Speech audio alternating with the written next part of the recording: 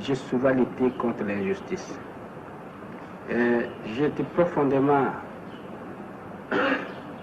éduqué dans la doctrine, pour ainsi dire, vraiment chrétienne. J'avais ce sentiment et mon père, ma mère m'ont toujours dit, il ne faut pas être méchant, il faut être bon envers les gens, même quand on vous a frappé, il ne faut pas répondre.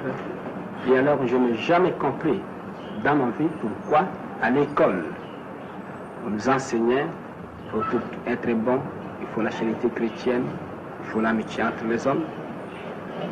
Comment on peut concilier l'instruction que les Européens nous donnaient à l'école, les principes des civilisations et des morales, avec les actes que ces Européens commettaient vis-à-vis des populations noires.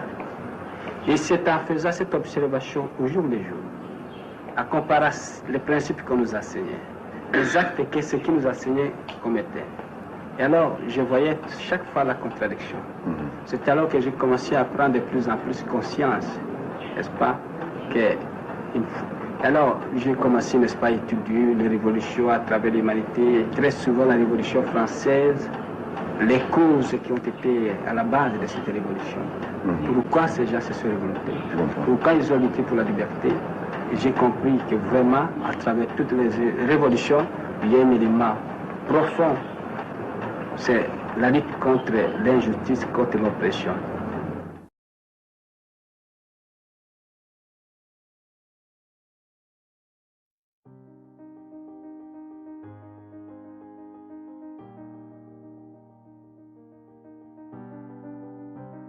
Bonjour, vous êtes bien sur Imo Motivation. J'espère que vous allez bien. Très heureux de vous retrouver pour ce nouveau rendez-vous.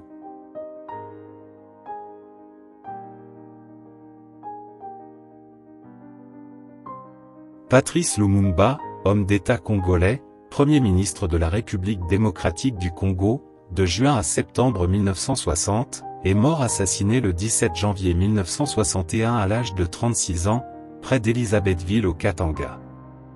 Cette lettre est la dernière de sa vie, écrite en prison quelques jours avant sa mort, à sa femme Pauline Lumumba.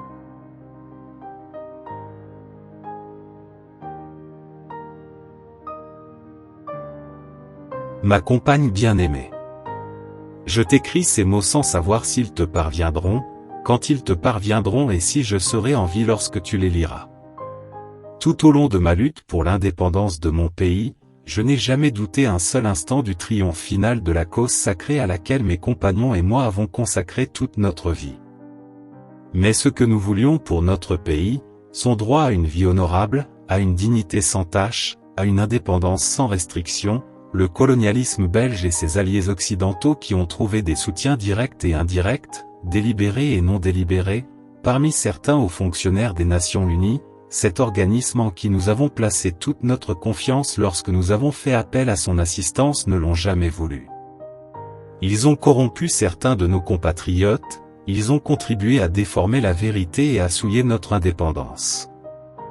Que pourrais-je dire d'autre? Que mort, vivant, libre ou en prison sur ordre des colonialistes, ce n'est pas ma personne qui compte. C'est le Congo, c'est notre pauvre peuple dont on a transformé l'indépendance en une cage d'où l'on nous regarde du dehors, tantôt avec cette compassion bénévole, tantôt avec joie et plaisir. Mais ma foi restera inébranlable.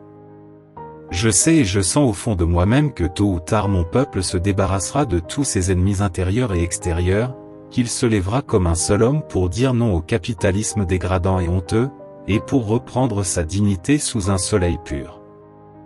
Nous ne sommes pas seuls. L'Afrique, l'Asie et les peuples libres et libérés de tous les coins du monde se trouveront toujours aux côtés de millions de Congolais qui n'abandonneront la lutte que le jour où il n'y aura plus de colonisateurs et leurs mercenaires dans notre pays. À mes enfants que je laisse, et que peut-être je ne reverrai plus, je veux qu'on dise que l'avenir du Congo est beau et qu'il attend d'eux, comme il attend de chaque Congolais, d'accomplir la tâche sacrée de la reconstruction de notre indépendance et de notre souveraineté, car sans dignité il n'y a pas de liberté, sans justice il n'y a pas de dignité, et sans indépendance il n'y a pas d'homme libre. Ni brutalité, ni sévices, ni torture ne m'ont jamais amené à demander la grâce, car je préfère mourir la tête haute, la foi inébranlable et la confiance profonde dans la destinée de mon pays, plutôt que vivre dans la soumission et le mépris des principes sacrés. L'histoire dira un jour son mot, mais ce ne sera pas l'histoire qu'on enseignera à Bruxelles, Washington, Paris ou aux Nations Unies, mais celle qu'on enseignera dans les pays affranchis du colonialisme et de ses fantoches. L'Afrique écrira sa propre histoire et elle sera au nord et au sud du Sahara une histoire de gloire et de dignité. Ne me pleure pas, ma compagne. Moi je sais que mon pays, qui souffre tant, saura défendre son indépendance et sa liberté. Vive le Congo! Vive l'Afrique!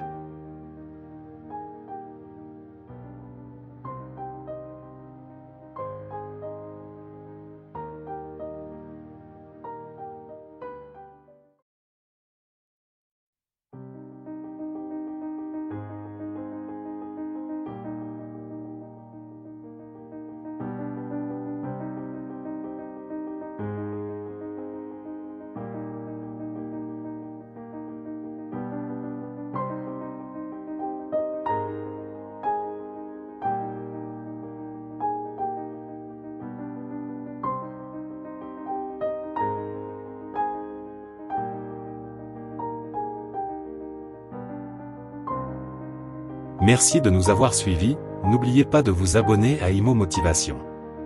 Portez-vous bien, à bientôt pour une nouvelle vidéo.